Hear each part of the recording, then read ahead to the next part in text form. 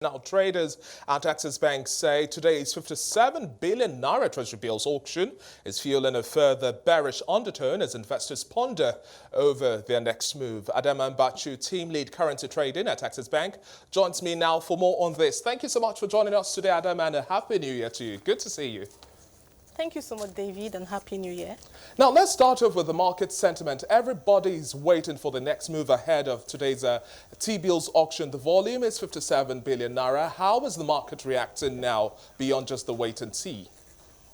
Oh, yeah, I like what you said, the wait and see. Yes, they're adopting the wait and see approach. However, market is actually tilting towards a lower drop in the outcome of the rate. They are looking at a 25 basis points drop, centering on the longest tenor.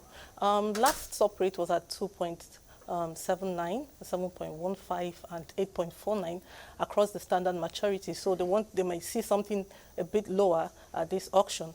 However, the secondary market is already trading much lower than what we saw in the last auction result. So the market is expecting the drop, and they're actually reacting to that. On the fixed income space, the bond is actually, there's a lot of sell-off amidst the expectant of the treasury bills auction result and also the outcome of the calendar of the first quarter.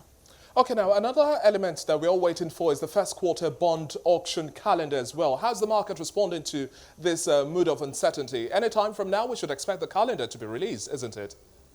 Yes, I mentioned it earlier. Like I said, there have been bearish sentiment across the market. There have been a lot of sell-off.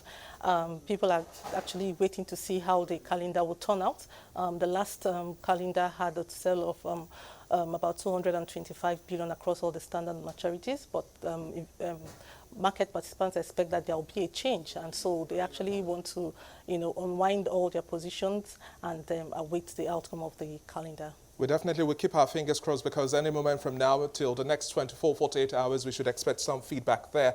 But talking about the currency market now, we are seeing demand outweighing supply at this point in time as well. The IEFX window, the NAFEX window, how's the currency trading? Yeah, there has always been a pressure in that market. We have always had more demand than supply over since last year until now.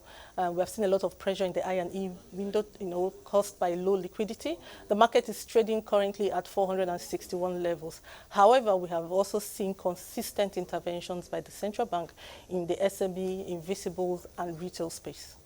Okay, now, Adamma, wrapping up the conversation now, investors really have their eyes, especially bond investors have their eyes fixed on the mid to long end of the curve. Do you think we'll likely see any shift in that realm anytime soon? Well, with the bearish sentiment around the bond market, currently the long end of the curve is trading averagely at 14.4%. And if this bearish sentiment continues, we expect to see an inch up in yields going forward.